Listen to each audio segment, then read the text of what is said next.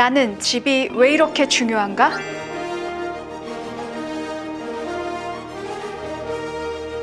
이번 집은 다르다. 점프를 할 수 있는 집, 투자 가치가 있는 집, 무엇보다 마음이 편안한 집. 네 번째, 현재 살고 있는 7평, 74평은 둘이 살기 너무 넓다. 평수를 줄여간다.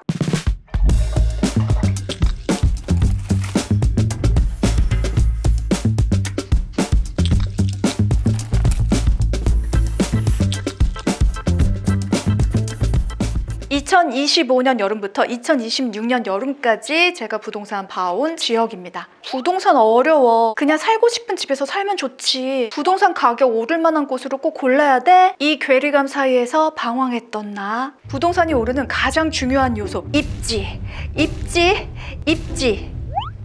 학군? 아니, 우린 아이가 없죠? 집값이 오르는 요인 중 학군이 중요하다. 교통? 중요하지. 일자리? 중요하지. 삶의 질? 중요하지. 장장 1년이 넘게 강남 3구와 이 지역들의 집 100집을 보고 왔습니다. 자, 첫 번째로 방배동, 서초동 위주로 보기 시작합니다. 방배동, 서초동 법원이 있어서 변호사, 검사들이 많이 살고 대대로 사업하는 사람들, 유명 연예인들도 많이 거주를 하고 원래 예전부터 살고 있는 사람들도 오래 거주하는 동네죠. 아파트들 위주로 보고 다녔어요. 예술의 전당부터 반포까지 쫙 훑어옵니다. 아파트들은 구조도 같고 모양도 같고 층고도 같고 다 비슷하죠. 살고 계신 집들이라 촬영하지 못했지만 그중에 촬영할 수 있었던 곳만 일단 보여드릴게요. 이 집의 옥상입니다.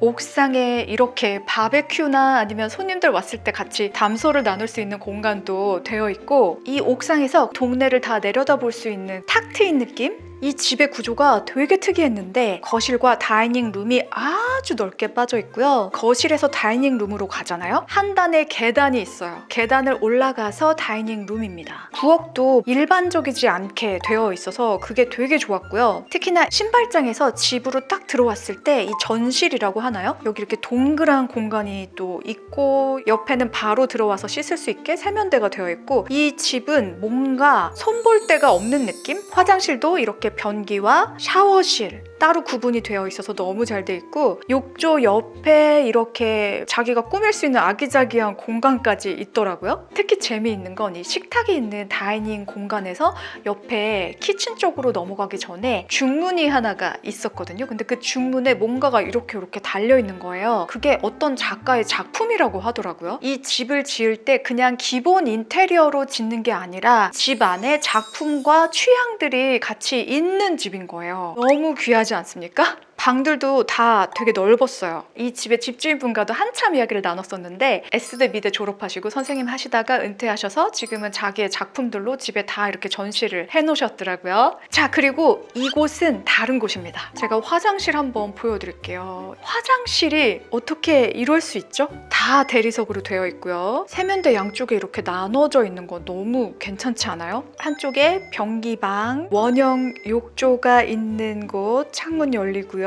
샤워실입니다. 대리석과 샹들리에 조명과 원형 욕조와 세면대 사이에 이곳으로 들어가면 드레스룸이 있어요. 너무 예쁘지 않아요?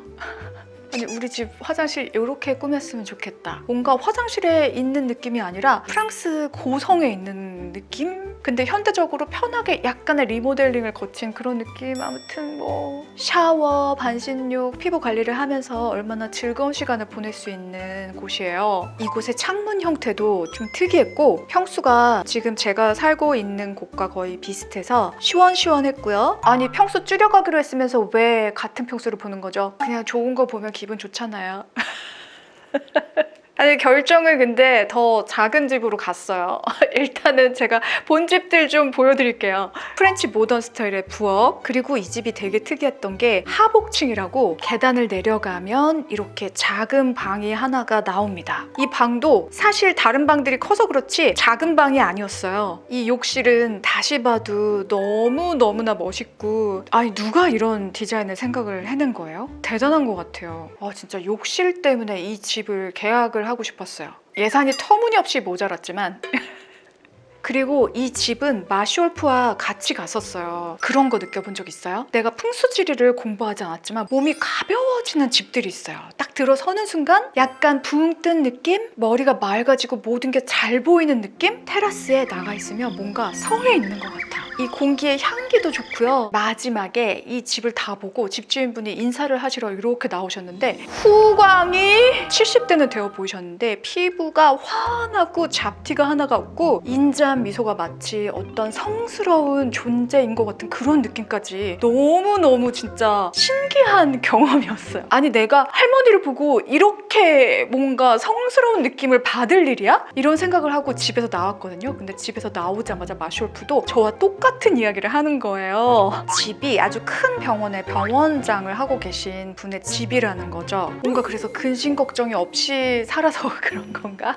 나름대로 근심 걱정 있으실 텐데 와 진짜 멋있는 인생을 사셨다 이런 느낌이 외모에서 그냥 싹 나오더라고요. 서초구에서 이 한강변과 더불어 50개의 매물 정도를 봤는데요. 이쪽 한강변에 반포 DH 클래스트 그 바로 뒤쪽에 레미안 트리니원 재건축이 진행되면서 이 지역이 들썩들썩 하다 보니까 갑자기 10억이 올라갑니다. 전세 가격도 10억이 올랐고요. 더 재미있는 사실은 이 집을 보는 와중에도 한 달에 1억씩 계속 올라갔어요. 이게 무슨 일이죠? 이게 말이 됩니까? 한 달에 1억씩이요? 1억이요? 자, 중개사가 이야기합니다. 다음 달에 이 가격 절대 아니에요. 지금 사셔야 해요. 그래서 생각했죠. 지금 이렇게 공격적으로 오르고 있고 계속 올라간다? 그러면 지금이 바로 정점 아닌가? 거품의 정점? 그럼 조금 기다리다 보면 내려갈 일 있지 않을까? 그러다가 이재명 대통령이 당선됩니다. 중개사가 다시 이야기를 하죠. 우린 이 게임을 해봤어요. 민주당이 정권을 잡으면 부동산 가격이 배로 올라간다. 모두가 합창을 하더라고요. 중개사가 다시 얘기해요. 지금 정부가 돈을 풀고 있잖아요. 그럼 물가가 올라가고 인플레이션이 발생하고 그러면 실물자산 그리고 집값이 더 올라갈 수밖에 없어요. 이건 누구나 알고 있습니다. 우린 이 게임을 해봤어요. 자, 이런 이야기를 들어도 마음 한구석에는 항상 같을까? 이런 공식으로 미래를 예측해서 100%의 확률로 맞는다고? 라는 의구심도 들죠. 나홀로 아파트는 보지 마라. 대단지 아파트를 봐라. 하지만 제가 집을 보고 있는 순간에도 나홀로 아파트들까지 계속 가격이 올라가고 있었어요. 왜냐? 입지가 좋기 때문에. 그러다가 용산구 이태원으로 갑니다. 아파트들을 더 많이 봤지만 아파트들은 촬영을 할 수가 없었어요. 다들 살고 계셨기 때문에. 그리고 다 똑같잖아요. 그래서 이 집을 보여드리겠습니다. 신발장 탁 들어가서 중문을 싹 열고 들어가면 이 층고 말이 되나요? 여러분 잘 체감이 안 되시죠? 지금 여기 가운데 줄이 보이잖아요. 거기가 일반 아파트 층고입니다. 그거보다 저만큼이 더 있는 거예요. 여기는 다이닝룸, 창문도 큼직큼직하게 나와 있어서 좋았고 바닥도 대리석으로 되어 있었고 이 천장에 다 샹들리에 달려 있는 거 너무 재밌죠? 마치 어떤 성에 들어온 것 같은 그런 느낌? 문을 열고 나가보면 테라스에서 서서 자연의 느낌을 또 만끽할 수가 있습니다. 이날 또 날씨가 좋아서 기분이 너무너무 좋아지더라고요. 아, 좋아. 진짜 너무 좋아. 일반 방문보다도 높았지만 그보다 더 높은 층고, 방의 층고가 이렇게 높다니. 모든 방에 북박이장 되어 있고 큰 창문 되어 있고 바람개비도 달려 있습니다. 방마다 에어컨 되어 있었고요. 드레스룸도 이렇게 높이 되어 있어요. 수납할 수 있는 공간도 꽤 많았고요. 저 위에까지 다 수납을 할 수 있습니다.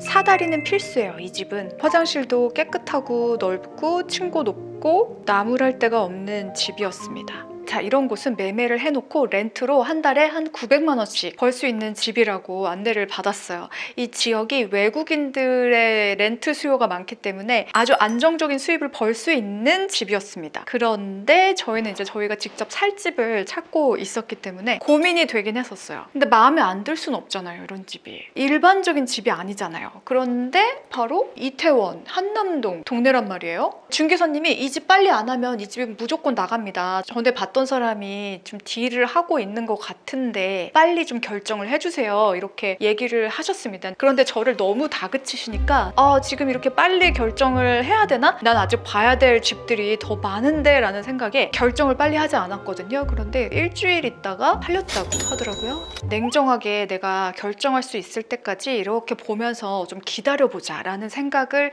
하면서 마음의 안정을 하고 있었는데요. 정부가 부동산 정책을 발표합니다. 바로 627 부동산 대책. 자, 대출이 거의 없어졌어요. 아하! 그렇다면 대출이 막혔으니까 사람들이 천정부지로 올라가던 호가를 좀 내리겠지? 왜냐면 대출이 막혀서 집 살 사람들의 예산이 줄어들었으니까 고가의 집들을 살 수 있는 사람들이 별로 없을 거 아니야, 이런 생각을 바보같이 했던 거죠.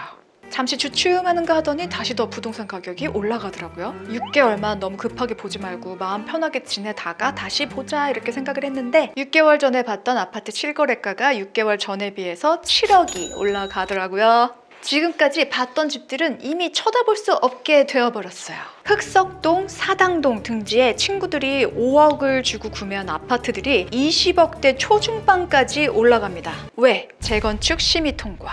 강남이 미친 듯이 오르니까 다른 지역들도 따라서 오르기 시작했어요. 지금 한강변에서 가까운 구축 아파트, 구축 빌라들이 새 아파트로 다시 태어나고 있어요. 이미 가격이 오를 대로 올라서 모두 반영이 되어 있습니다. 지금 이 상황에 결정하는 게 맞을까요? 자, 한강변이 아니더라도 약간 한강변에서 가까운 부근들, 그리고 그 다음 블럭들까지 호가만 높은 거 아니야? 하고 기다리고 있었는데 계속 신고가가 하나 둘씩 찍히면서 그 가격이 맞는 가격이 돼 가고 있더라고요. 자, 그래서 한남동으로 갑니다.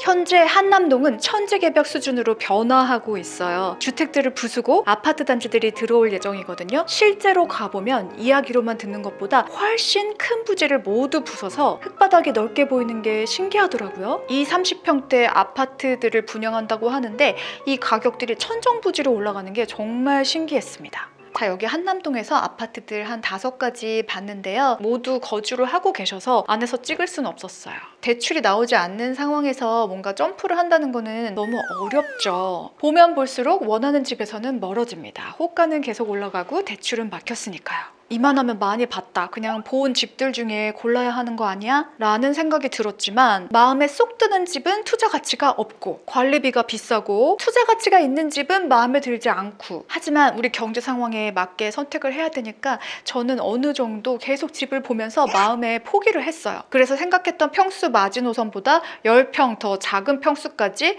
봤습니다. 우리가 살고 있는 동네에서 더 아래로 내려가지는 말자라는 생각을 했지만 하는 수 없이 다른 동네도 봐야 되는 상황이 생겼습니다. 제가 다른 곳에 가서 여기도 괜찮지 않아? 라고 마쇼프한테 물어봤는데요. 그럴 때마다 마쇼프가 유리 씨와 이곳은 어울리지 않아요 라고 이야기를 하고 반대를 되게 심하게 하더라고요. 서로의 의견이 맞지 않아서 또 포기를 하게 됐고요. 이쯤 되니까 마음이 초조해지면서 원하던 것을 이루지 못하는 거 아닌가? 라는 생각에 점점 우울해지는 거예요. 원하는 것을 이루지 못하는 거 아닌가? 라는 생각이 아니라 정말 원하는 것을 이루지 못한다는 결론이 나왔어요. 와, 이때는 정말 별의별 이상한 것에 집착하게 됩니다. 안 보던 만세력을 본다든지 이상한 징크스가 생겨요.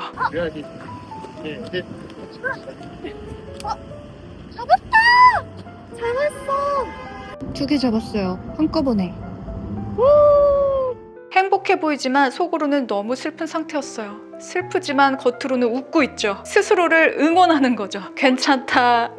괜찮다. 그래, 힘이 났나요? 괜찮아졌나요? 자연이 치유해준다. 꽃잎들이 잘 될 거야 이야기해주는 것처럼 마음을 위로를 해주더라고요. 꼭 뿌려주는 거야? 이렇게 떨어지는, 내가 흔드는 걸 찍으면 안 되고 떨어지는 거지.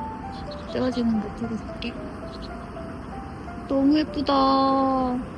마쇼프가 옆에 있어서 다행입니다. 마쇼프 마음 너무 고맙지 않아요? 제가 너무 괴로운데 애써 밝게 마음을 극복하려고 하니까 옆에서 느낀 거예요. 슬퍼하고 있는 저의 발을 항상 챙깁니다.